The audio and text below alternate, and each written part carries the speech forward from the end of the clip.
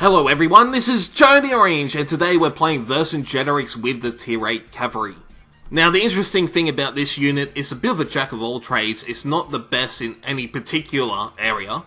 Alexander has a better charge, Scipio Cav can out-melee him, Arminius Cav is quicker, and usually being a jack of all trades sucks nuts, but the good thing about him is that he comes second place in pretty much every fucking category, which makes this unit actually viable. He's the second fastest, second best in melee combat, second fucking... Nah, his charge sucks, but... So he doesn't come in second place in every category, his charge is kind of eh. He makes up for that with his fire ability, which comes in handy a lot, especially when people are just camping around some stakes. Most cav can't deal with stakes at all. While Verci, at least you can burn them down eventually.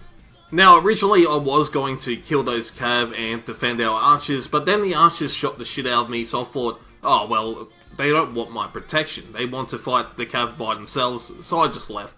And I recommend that to anyone that's protecting archers. If they just shit the fuck out of you every time you're in combat, it probably means they don't want your protection, so just leave. They're obviously angry at you. They're thinking, why did you get in the way? I wanted to take on the cav 1v1, and that's why they shot you. So, here we go, he can fight that cav 1v1. Oh, it didn't work out too well that time. He tried to 1v1 the cavalry. I'm not sure what went wrong there. So our team's off to a good start. Now, there's not much I can do over here. We don't have line of sight on anything. And it does look like those Falxes are heading towards our base, so I start heading over there in case I need to decap them. Now, the start of this game is a bit slow, at least from my perspective. I just run around trying to find an opportunity to do anything. So I'm just going to fast forward it a little bit. I start heading towards the enemy base again because we have so many allies heading back to defend. I don't need to do anything there.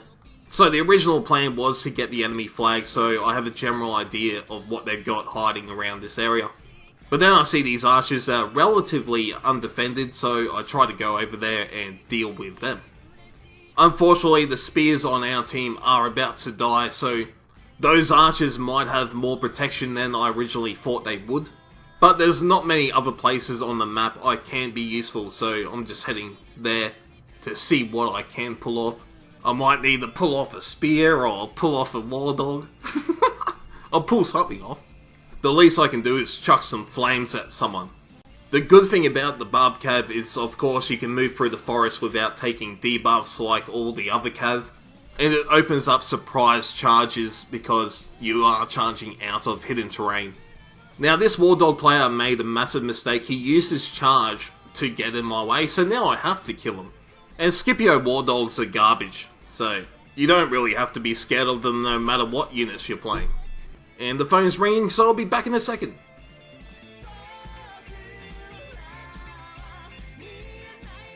Anyways, back to what I was saying, the Scipio war dogs you can handle pretty damn easy. Don't have to worry about them, but if you are facing normal war dogs, you have to be a bit more careful. Especially the Boudica ones, they can tear you a new arsehole if you just stand there trying to melee them down. Also, it depends on what consumables you take. Those little bonuses do add up. I always go the melee consumables on Vercicav because his charge is pretty shit anyways. So buffing it doesn't really help too much. Instead, I just focus on melee combat. So yeah, I'd go the melee damage one and the charge deflex one. They're the ones I usually run, because taking charges is the worst thing for this unit, and you want to be good in melee. Having 7% more run speed, yeah, your barbs anyway, you're quick enough, you don't really need that consumable, I find. It's good on Arminius, the more speed the better on him. On these guys, I would just rather be able to kick ass in melee combat. Now that I've chucked my flames on top of those spears, I can't really do much else to them. If it was a one spear unit, I could deal with it, but yeah, there's two of them, so I'm getting the fuck out of there. And this is one of the great things about the barb cav, I can just run across the other end of the map before the game ends. When you're playing infantry, this is the longest run in the history of runs. When you're playing cav, barbarian cav, it's like, yeah, it's just around the corner. Now, as you can see, our team is in a bad spot, but we do have elephants up. And when you have elephants, anything's possible. Personally, if I was the enemy team, I would just leave our base and wait it out. That's how they can win. If they try to fight the elephants, they're going to, just get rolled. On a side note, Barb Cav and elephants work out really well together, especially the vercicav, because you can chuck fire on top of the elephants. It doesn't really hurt them at all. And all the units that mess up elephants, the vercicav can deal with pretty easily. Now that Hannibal has tied up their spear units there, I'm just charging these range units down, which brings the scores a little bit closer. We're still fucking a bit behind, but the enemy is spread across the whole map while most of our team is right here. Inside our base there is some Alexander Cav.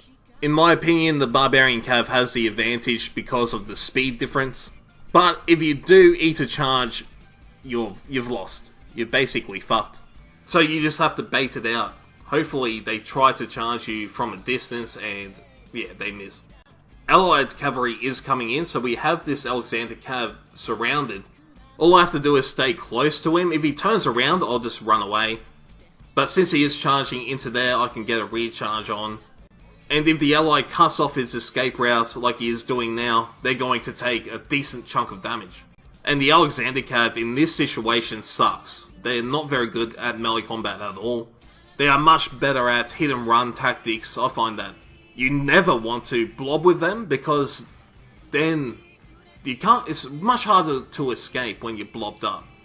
When you send one in at a time, it's much easier to get out of bad situations. At least in my opinion. And the worst thing that can happen is that you miss your charge when you're blobbed up, and that's 3 charges just gone. There's not much you can do then. Now the scores are very close. We still have elephants on our team, so we don't have to worry about them capping. With the Barb Cav, I can catch these Alexander guys and just keep them in combat. I do pull back early though, because I'm thinking, man, I know we have allies in our base, but they're capping a pretty decent speed here. So I'm going to pull back, help our team out, possibly get myself some decap points. While that's happening, let's talk about the vercicav in general. The best thing about them is there's nothing in the game you can't at least annoy. For example, you're not great against spears, but you can still chuck fire on top of them, annoying the fuck out of them. Elephants, you can actually do decent damage to them in melee combat. They'll probably kick your ass still, but you can do damage to them. Pretty much everything. Pikes, you can still hurt them with your flames. Everything in the game, you can be a pain in the ass to. And that's what I like about this unit. There's no situation where you're completely useless. And there's plenty of situations where you can fuck people up. And with the Defiance ability, even if you find yourself in a bad situation, you're going to kill some of the enemy. Now, not much more happens in this game. We've got it in the bag. So let's talk about the changes that are coming next patch in patch 3.1.8. And there's basically one change worth talking about, and that is to Teutoburg Forest.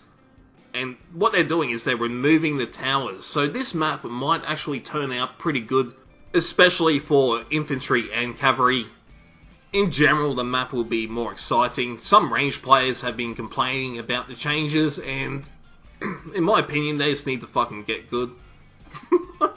They have also increased the amount of forest, not by a massive amount, but they have increased it. So it might be a better map for barbarians than it was before, where you basically just got shot to shit. And I just charged the wall every fucking video. Every video I charge a fucking wall. It's my worst enemy. These walls kill me more than the enemy does. You can actually click backwards before you hit something and it will stop you from killing yourself, but yeah, sometimes I forget to do that and I just die. But back to the changes on Teutoburg Forest, it does look like, I'm not sure, if you look at the picture, well you guys can't see it, but there has been little changes here and there. It looks like it's more tactical options now instead of just being a giant camp fest. Hopefully that is the case, we'll have to wait and see. And something did have to change with that map. There was one side that had a 6% win advantage than the other side. So That's how uneven it was. In other news, there's a countdown. By the time I release this video, the countdown will be over. I'm guessing we're all getting 100k free XP? But that sounds like it. That sounds too good. We probably won't get it. I'm not sure what the countdown's for. Hopefully it's something even better than 100k free XP. Like, 1 million free XP. So that's going to be something to look forward to. 1 million free XP, I'm calling it now. Everyone's getting 1 million free XP. All the commanders are free now. The premium units are now 10 gold each, and yeah. So it's all looking pretty good. I've got to say, after you have reached the high tiers, 100k free XP isn't actually that much. But it is good for the new players, so they can select a commander, which they will enjoy playing. They might be a big fan of, I don't know, the 300 movie. Oh, I want to play Leonidas because I saw this fucking movie where they all had no shirts on and shit. And then they kicked some dude into a well with no shirts on. It was fucking amazing. And they might want to play that commander. Or they saw the movie Alexander and they know they don't want to play Alexander. They would rather play any other commander. They might just be a giant fan of Caesar Sellers, so they want to play Caesar. Now they have the choice. They get 100k free XP to choose a commander when they first start playing. At least that's what I hope this countdown is for. If you're not aware of the countdown, it is being live streamed probably right now, or it was live streamed yesterday. Anyway guys, I hope you enjoyed this video. Please subscribe and thumbs up and all that shit. And I'll see you next time.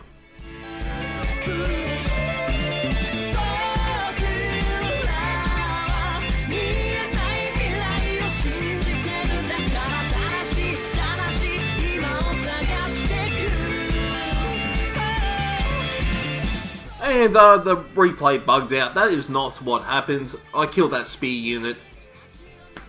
And we won. We clearly won. I'm not sure what the fuck happened. Anyway guys, yeah. Please subscribe and thumbs up and all that shit. I'll see you next time.